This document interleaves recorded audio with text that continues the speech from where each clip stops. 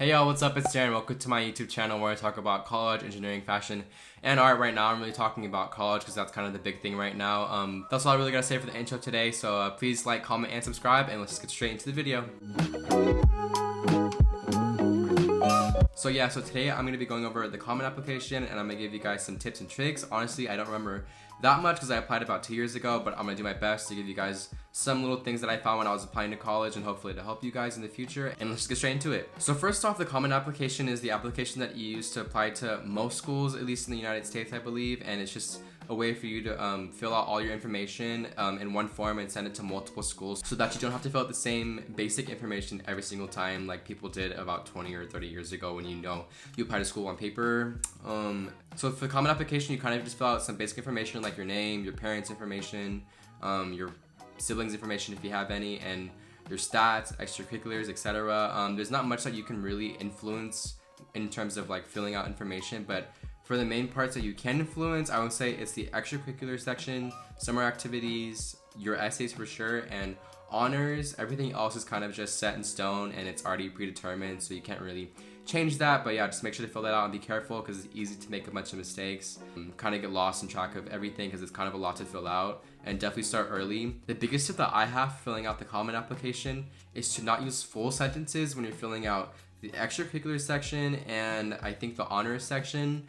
For those sections, you're just gonna have a part where you put the title of whatever it is that you're talking about and then a part to talk about what it is, and I believe you get like 150 or so characters. You don't have to put full sentences because it's gonna limit what you can and can't talk about. So for example, for what I did for the common application was I just separated little phrases with semicolons. So for example, for my Interact Club, I put Interact Club, and then for my description I put Vice President, semicolon, 70 plus hours of volunteer service, semicolon, organize and manage clubs, etc. And that's a lot better and more efficient than putting I was the vice president of Interact Club for 2 years, because that's already pretty much half of what you can talk about and you can't fit in as much as you can. And your goal is to give the admissions officers as much material as possible to work with and hopefully help you stand out in the college application process. So I know it might be a little bit scary to not put full sentences because you think you have to because you're so ingrained to write full complete sentences in like English classes, etc. But for the common application, for those sections, you really don't have to and you probably shouldn't. So I recommend separating it with semicolons or whatever means you deem necessary, and I think that'll really improve your application if you haven't already done that. Another big thing is for the extracurricular section, do not put 10 extracurriculars if you don't have 10.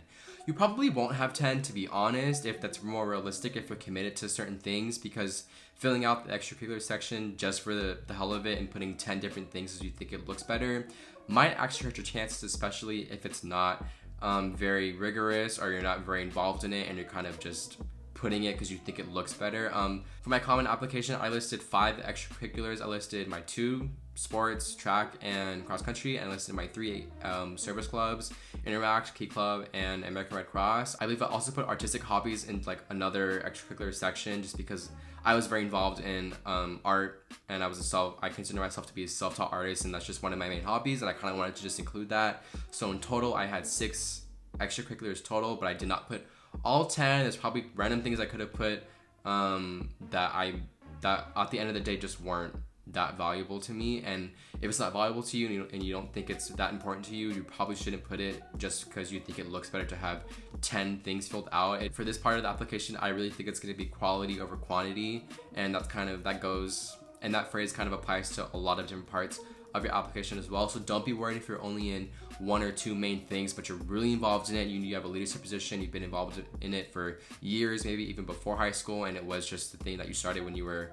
I don't know, in 5th grade, for example. I know a lot of friends who were in church youth groups and they got really involved in that. You can put things like that, etc. It doesn't have to be just academic related. So definitely just look and think about things that you are involved in, because sometimes it is hard to think about it when you are just doing it, but it is something that you can note, and it is something that is notable and can help you stand out. But again, just don't list all 10 if you don't have all 10 things that are super meaningful to you. Another tip that I have is for the honor section, I would definitely put things that are more selective and harder to get, just because that is more notable and helps you stand out more. You can for sure put things like honor roll or I don't know, academic awards. Those are noteworthy and those are really good achievements. But if you have things that are more selective, maybe you have national awards or honors that you are recognized for, definitely put those first. After that, you can put things that are a little bit more common and maybe a little bit easier to get, I guess. I don't want to say easier, but just things that more people probably will have. For example, honor roll, etc. That is kind of a bigger award, even though it's still notable. It's not gonna hurt if you kind of fill out the rest with things that are still awards but aren't maybe as selective. Whereas in the extracurricular section, you probably shouldn't put things that you're not as involved in. I think that's kind of a difference between those sections. Also, a really big tip that I have, definitely put extra sentences wherever you can, whether it's just a optional prompt, because I think the more that you write, the more that you are able to explain yourself and kind of create or curate your own story and kind of control how you want to present yourself to the admissions officers. Because I promise you, people are filling those optional prompts out and they're probably going to get a leg up on you if you want to see it that way. But don't write anything that isn't beneficial. But if you think you can write something that is beneficial and contributes to your application in a positive manner, I would definitely recommend filling out as much as you can and writing every single part that is optional. Another thing that I have is for the summer activities, don't be worried if you didn't have any internships or jobs, you didn't work at NASA for 2 years while you were a junior or senior. Like, that is not that important. Just try and put things that you're involved in. Hopefully you were involved in your summer activities. For me, I was not involved in anything academic related. I was actually just involved in my sports. So I talked about summer training for cross country and sometimes track and field, and I just talked about other opportunities that I had, whether it was getting involved in my own artistic hobbies or taking care of certain family members. You might have certain circumstances where you were hindered to really do certain things that other people had the opportunity to do, but just take your opportunities and your experiences during the summer and try and put something that is meaningful. And it doesn't have to be academic. It can really just be anything that you were involved in and that is meaningful to you, and just explain why. You don't have to be the perfect candidate and you don't have to work at